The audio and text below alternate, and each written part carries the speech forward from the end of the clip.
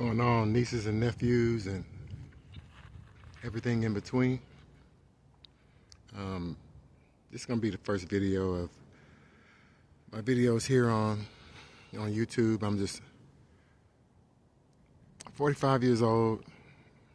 I've accumulated a wealth of knowledge and wisdom from just living life and going through different things, and so I decided that I would share it with any willing listener, that it might enhance their life or just give them something that, give them a perspective that maybe they didn't think of, or,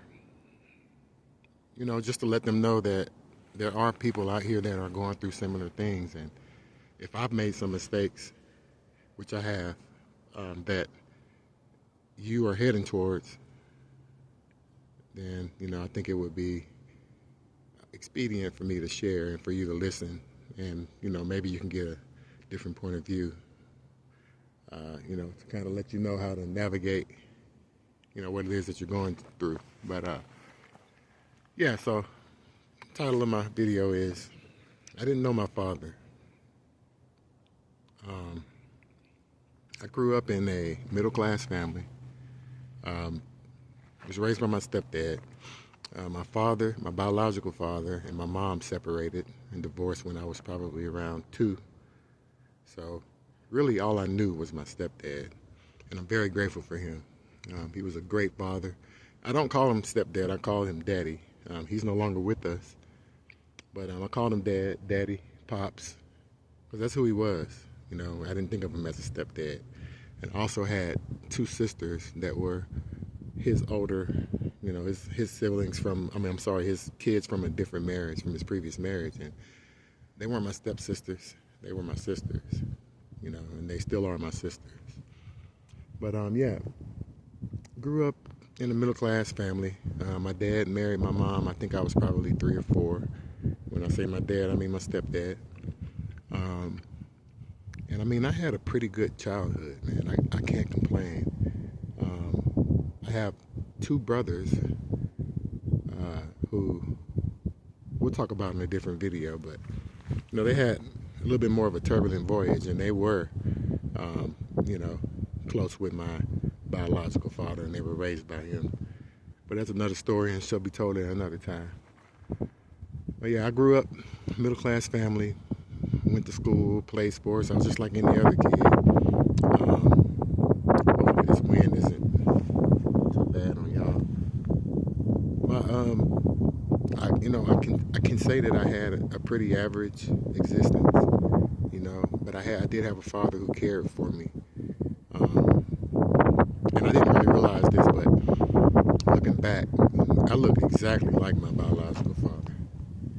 And so for my stepdad, my daddy, to raise me and to love me as his own, looking at a man, who he could not stand. Him and my biological father used to get into it. Fist fights. So, but he's looking at me, and I look just like this guy, but he's able to compartmentalize that or detach that and to love me like his own, man. I'll be forever indebted to him for doing that. So yeah, he married my mom. I have an older sister. So he married my mom and took care of us like his own. Had a little brother later on, who would technically be my half brother, but we don't think of it like that. He's my full brother. He's my brother. So he's about 6 or 7 years younger than me. And it wasn't until he kind of came into the world that I was kind of given a couple of harsh realities about, my bloodline and my status as a stepson. Now, before you jump to conclusions, it wasn't my dad who did this. It wasn't my stepdad who made me feel this way. But it was rather some of his family, his mother. And I don't know that she did it on purpose, but it would be little things like, for instance, Christmas. If I was 11, my brother was probably 5, 4 or 5. So on Christmas, we go to, how you do it. You open your presents at your own house. Then you go to a relative's house and you might have gifts for them. They might have gifts for you. Well, I would go there and my brother would get like, remote control cars or cool toys. And I would get a pack of socks. And now, like, that's probably the second worst gift next to a lump of coal. You know what I'm saying? So that was rough for me. And that's when I started kind of seeing, some of the differences. And, truth be told, I had a bit of a identity crisis. One of my Bibles that I got when I was a kid has my name, has my government in there. And then on the end of that, with a hyphen, it has my stepdad's last name. It's because I was searching for an identity. I didn't know my biological family on my, the paternal side. So I was searching, and it just gives you a little bit more info about my background. So here I am searching, trying to find my identity, and my dad is doing everything. Stepdad is doing everything to, reinforce me, to nurture me, to enrich my life. Then there'll be others that, in his family that would say little things, or just from their actions, I would know that I wasn't really, a part of that family. And so that's really where I started searching and wanting to get to know my biological family. So I did know my biological grandfather and my grandmother. Both of them. My grandfather passed about 3 months ago. My biological paternal grandmother, she passed about over 10 years ago, a little over 10 years ago. So I did know them. One of my first experiences with them was my high school graduation. And they brought me a sizable check, some money. And they came to my graduation and they were up there cheering for me. And I mean, that gave me a sense of pride that I had never felt. For a young man, knowing his father is like, it's very important, There's a lot of things that you get from your father. And even your biological father that you might not be able to get from a stepdad. And it's just kind of knowing where you come from, knowing some of the mannerisms, knowing some of the tendencies in your family and your bloodline. Interesting fact, I was in church one Sunday, standing next to my grandfather, my paternal grandfather, who I said passed a couple of months ago, standing by him, and we're singing a song in church, and I'm swinging my arm a certain way, and my grandfather was swinging his arm the same way. Now, I spent time with him, but not that much time. So it was just one of those indicators like, oh yeah, no, that's blood. It's like the way we move, the way we walk, is similar. And I mean, these are little things that you can't get with your biological or with a stepdad, even though, there were tendencies that I got from my stepdad just from watching him. His work ethic, I got all that. There's nothing that he couldn't do. I got all that. My first car was a raggedy piece of crap car. I was 15 years old. I walked into the driveway, and I was like, "Whose piece of crap car is this?" So I go inside and I ask my stepdad, like, "Whose car is that?" He's like, "It's yours." I'm like, "Oh," I started looking at it a little different then. And he's like, I was like, "Does it run?" He's like, "No." I said, "Okay, so where are we gonna get it fixed at?" He's like, "You're gonna fix it." So these are the type of things that having a father in your life, well, I guess what I'm trying to say is, me having him kind of gave me a different idea or different outlook on work ethic and doing things. Because had I not had him, I would take my car to the shop for everything. But because of that first car I got with the water pump out, 5-speed with the water pump out. And I changed the water pump. I had to remove the radiator and had to remove the timing chain. You know, I had to do a lot of things, and I learned a lot from that project, but it also gave me fuel to move forward on other projects and other issues that I might have with my car. So now today, as a grown man at 45 years old, I don't take my car to the shop for anything. Well, my newer truck, I take it and get the oil changed because I'm wanting to keep that like factory. I don't want to put any aftermarket parts on it if anything go wrong with it. But yeah, man, that taught me work ethic. It gave me a sense of responsibility and pride, taking pride in my work. Other stories about my dad, I remember my first time mowing the yard, he let me mess up. He let me cut streaks out in the yard. And then he's like, look at all these streaks. Now do it again, this time no streaks.